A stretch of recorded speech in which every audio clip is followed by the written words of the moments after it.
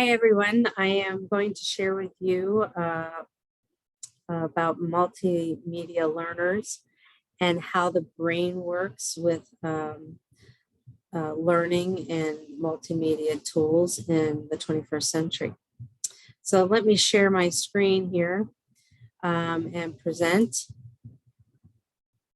So how the brain works best in learning with 21st century technology has been a passion of mine to understand how I've seen learners change over time. I have broken this up into three sections to explain the different things that most interest me in research and what I've learned about the brain and multimedia tools. So first, I'm going to set the scene for multimedia learning.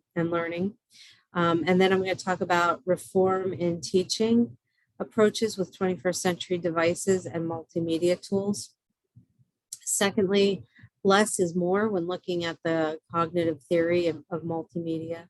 And lastly, multimedia online and algorithmic platforms for learners. In other words, learning management systems and how that can help teachers more so than what I've experienced.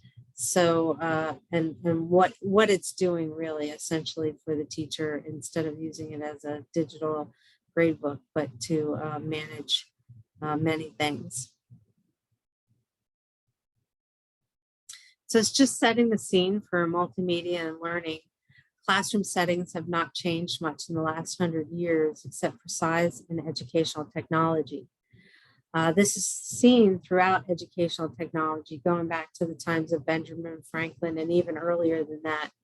Teachers did not know that chalk and blackboards would be obsolete in teaching 300 years ago, and as do teachers today from 20 years ago that are still teaching, don't understand how things are more obsolete and just changing at a rapid pace with multimedia. And now we have such tools to help our students in learning with things of animation, of course, the computer, audio, video, music, emails, streaming, gaming, internet, everything is at the touch of a button.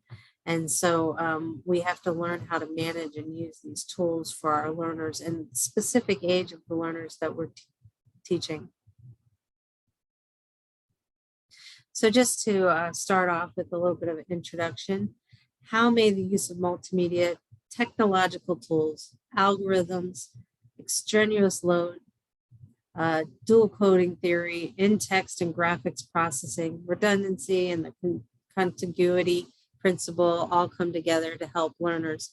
I'm going to touch base on a lot of this, but some of it is in my presentation to show you just the techniques, built it into the presentation itself.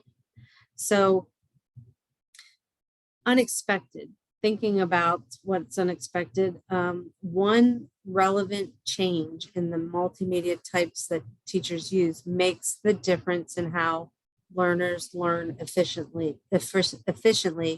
And it's very important to understand that brain function as we look at just changing things so there's no extra extraneous load. So that's an unexpected thing that is very easy to do.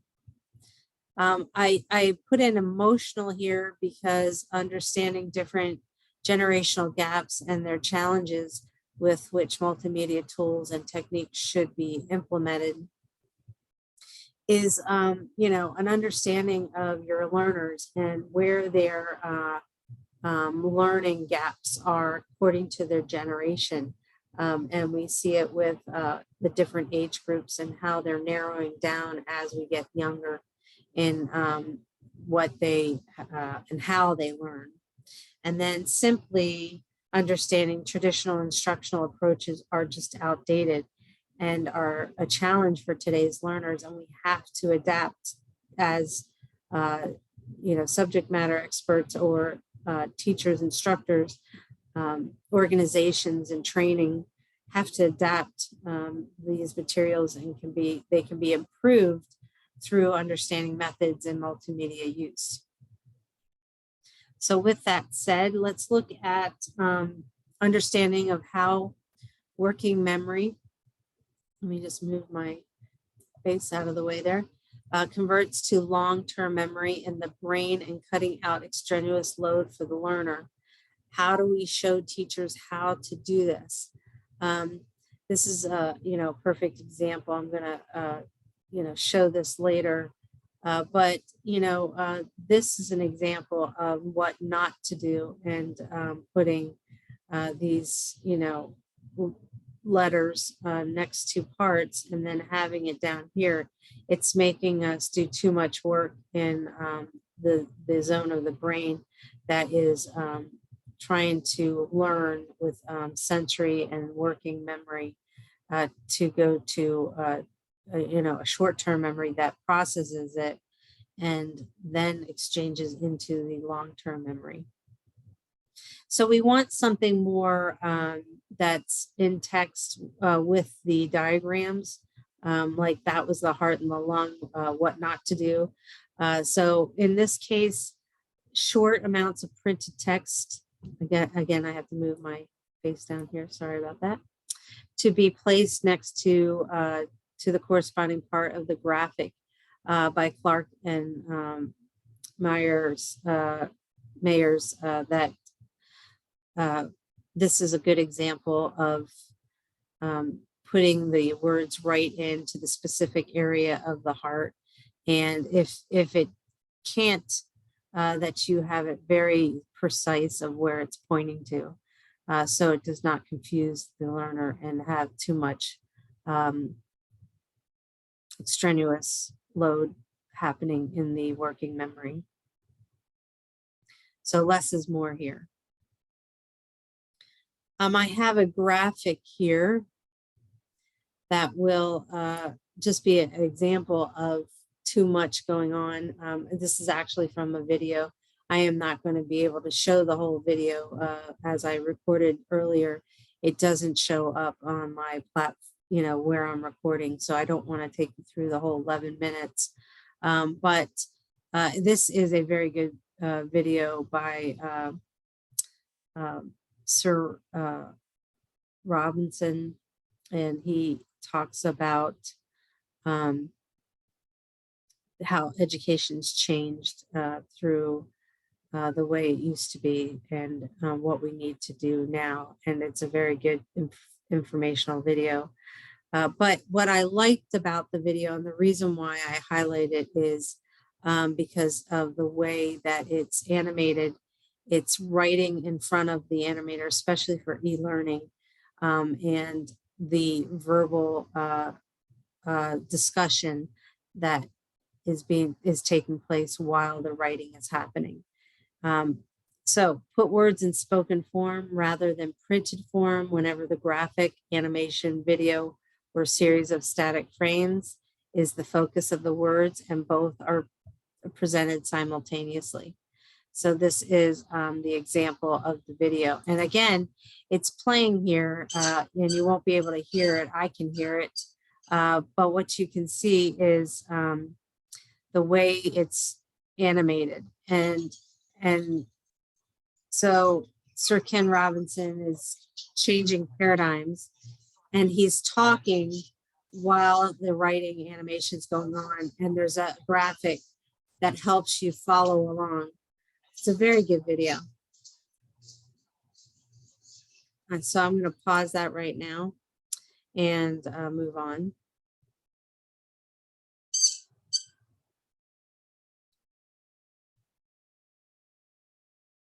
So now that we've set the scene and we've talked a little bit about processes, we have 3 areas that we're approaching, and this is the reform in teaching approaches.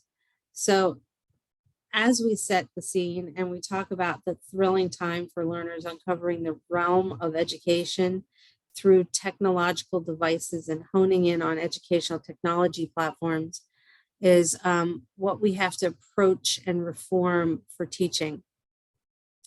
The past has molded our knowledge to know how to improve on future learning through multimedia and technology.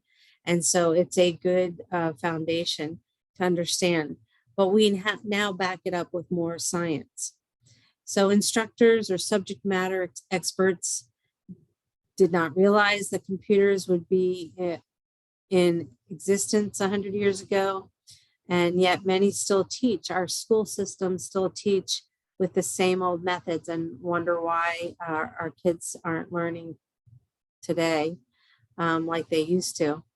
And it's very obvious with the amounts of information they're getting instantaneously from devices.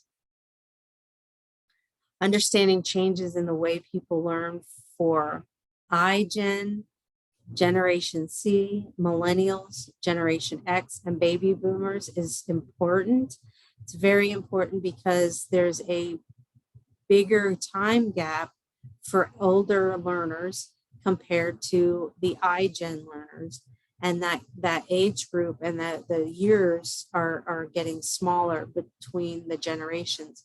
And what has been noticed is that the brain science is showing that the amount of time that we have in teaching a specific not extraneous load is very short compared to the baby boomers generation. So reform in teaching approaches.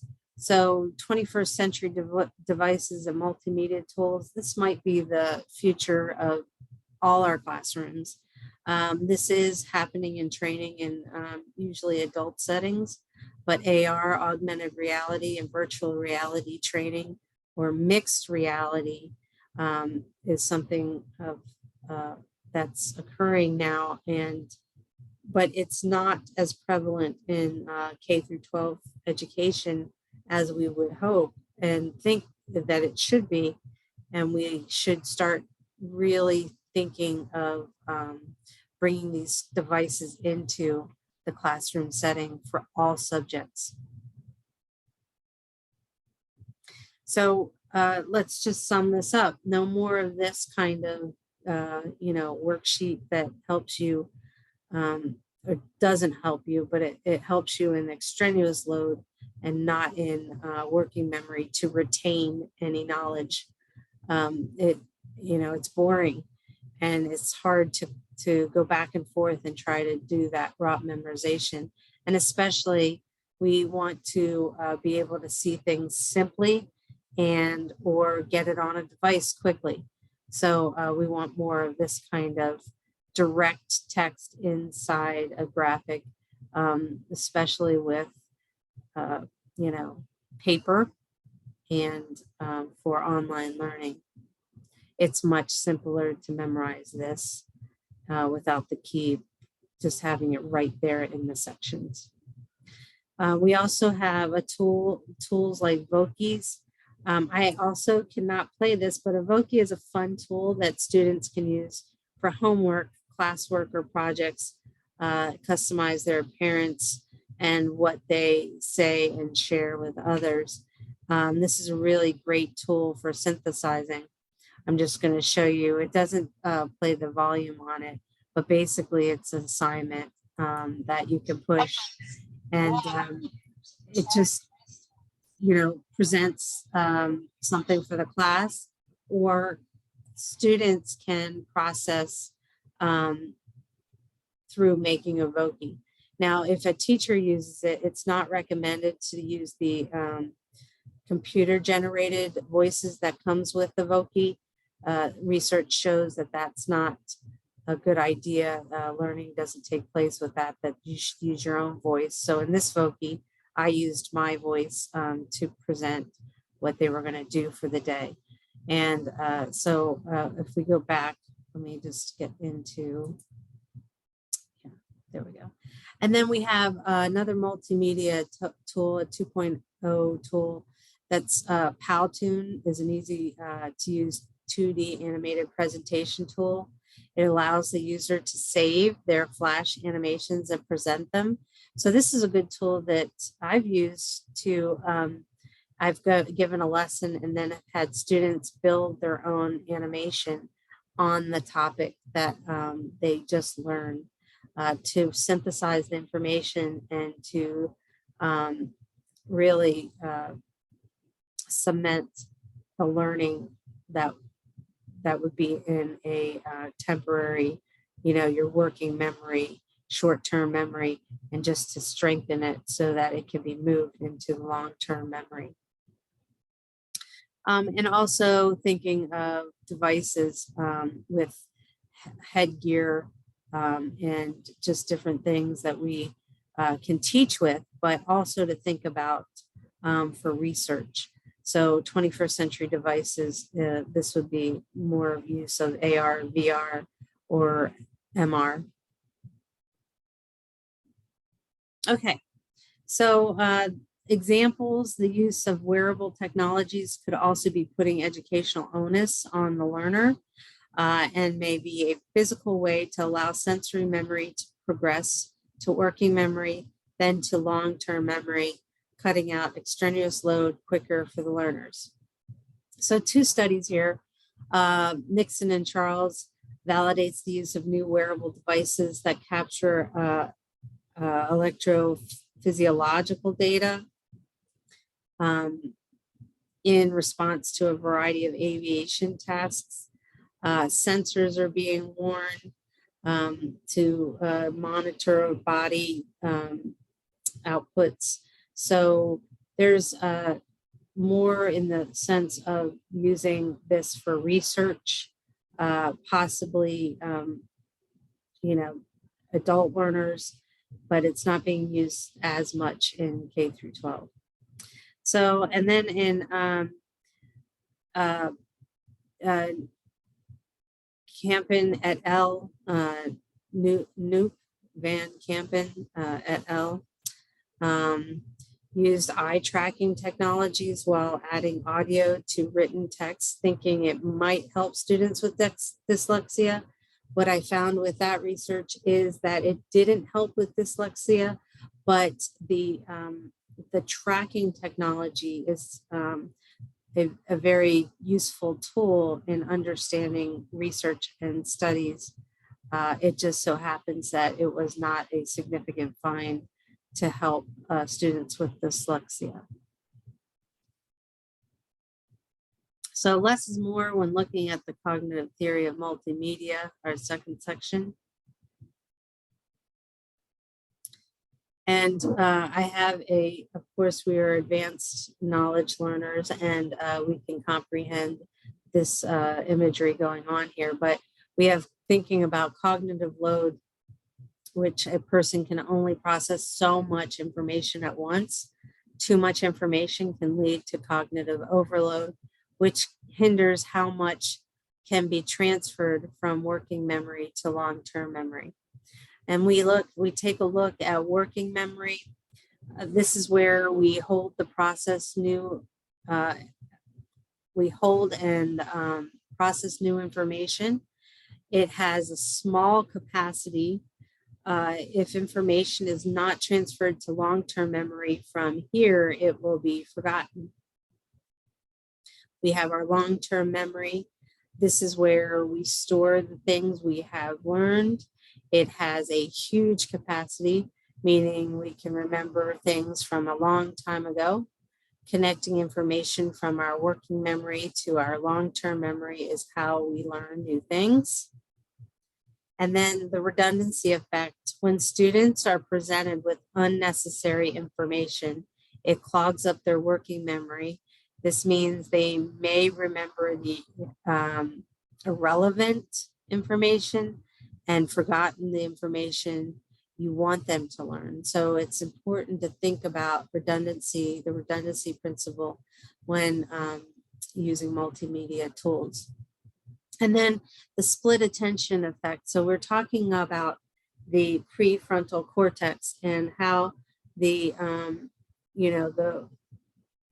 things are going on with learners today when they're processing, going on a computer, going from browser to browser. And this, what we would know it as, but really isn't, is like multitasking.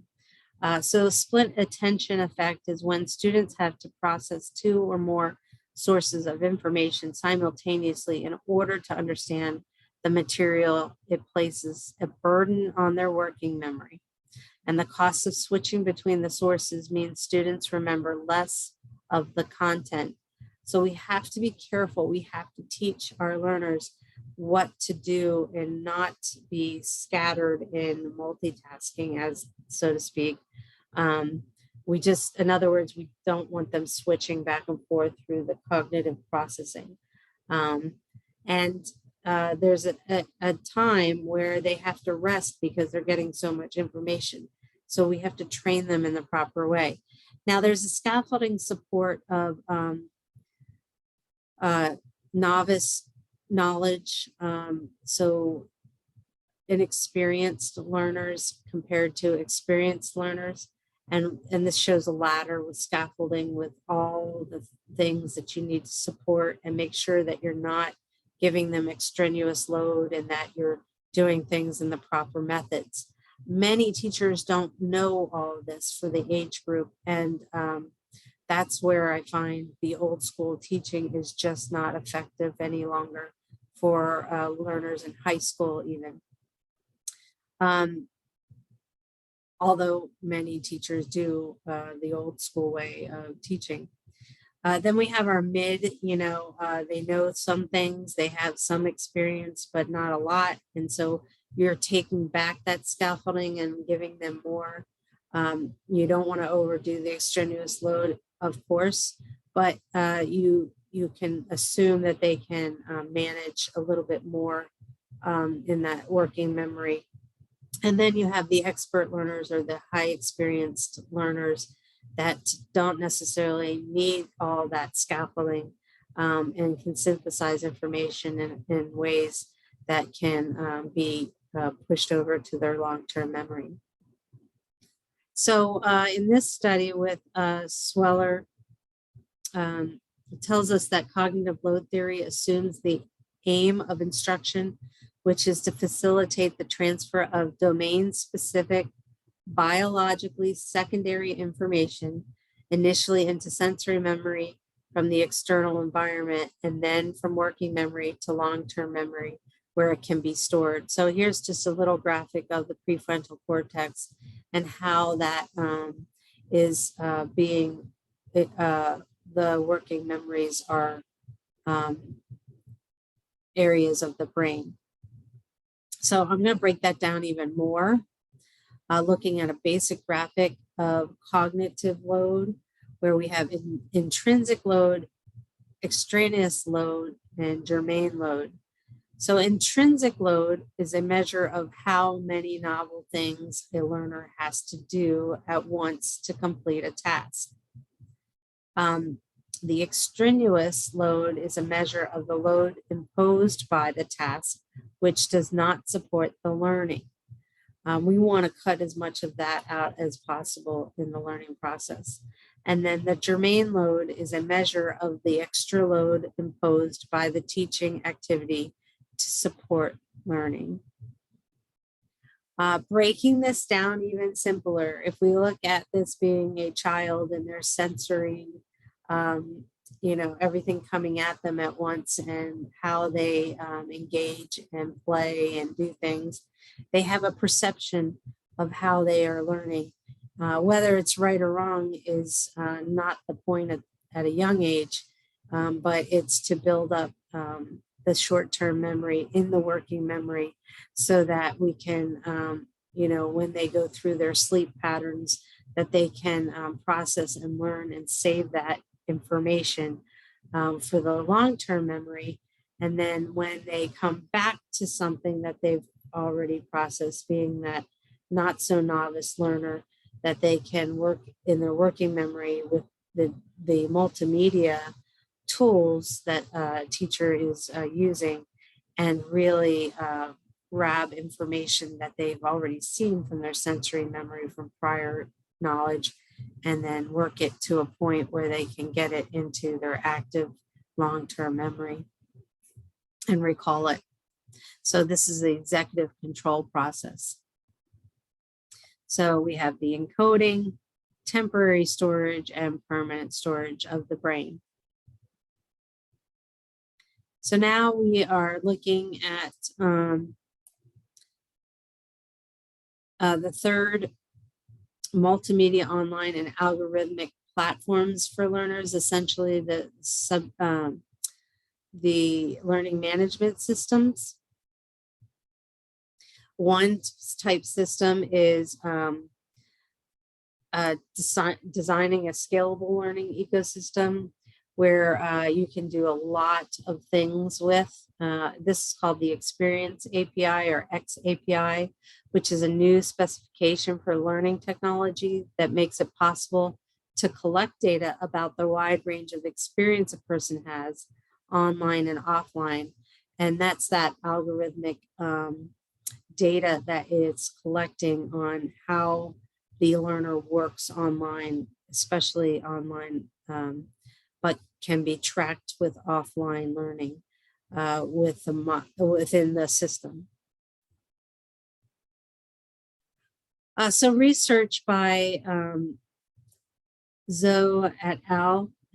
Used qualitative data in which they compared study data to use a framework that details 3 essential elements in smart education.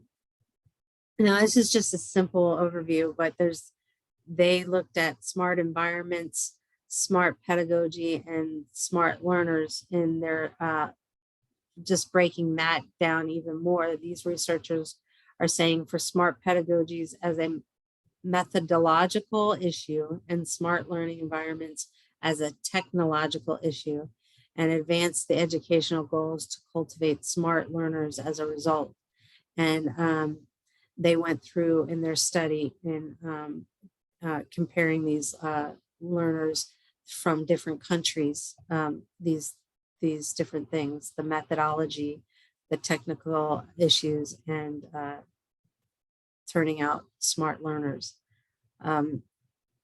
So as we look at how do we bring this to our subject matter experts? Well, this is a good quote from Clark and Mayer, and that is, when you help staff build thinking skills, you enable the workforce to quickly adapt to changing conditions. This is what's happening. Everything's changing through the life of an educator, and they're kind of working through it, but haphazardly. And the idea is to engage the subject matter experts to understand the science behind it so that every subject can teach to the maximum. The teachers can teach to their maximum ability for the learners to learn to their maximum and really get something out of their classes. So looking at it, traditional learning in single mode, like text only, images only, video only, or audio only, is an old school way of teaching. And this is happening. Videos are just being played without explanation or stopping and discussing and, just putting that into e-learning. There's just text worksheets that are being handed out and completed, but no information other than the student having to look it up. And so, but it's just not the way that learning is happening with multimedia tools today. So subject matter experts are still teaching young, low experienced learners with their version of the use of multimedia, and this needs to change now. It's important. So the learning modalities affect the cognitive learning load, especially on low experienced students. So learning increases effectiveness when the e-learning, in e-learning, you use things like audio and visual instead of in-text graphics, animation, or text with just graphics. Modalities include the senses, and when used correctly, you see a better retention rate of knowledge for a learner. And then pathways from the memories form in a learner's brain. It's a critical cognitive architecture in simply the way learners take in and retain information. Hence, sensory overload is minimized through audio-visual instruction. Lastly, in this section, using computer science principles and tools to enhance algorithmic platforms for learning management systems will help educators to decipher changes for individual learners and keep track of their data. In turn, this will help educators with their multimedia use to see if proper assessment is working or not. For the learning management system, we have an outline of what a learning management system does. No matter what you can use Google platform, you can use Facts, LMS, you could use gamification, LMS. There's many different versions of LMS, but teachers usually just think of them as online grade books.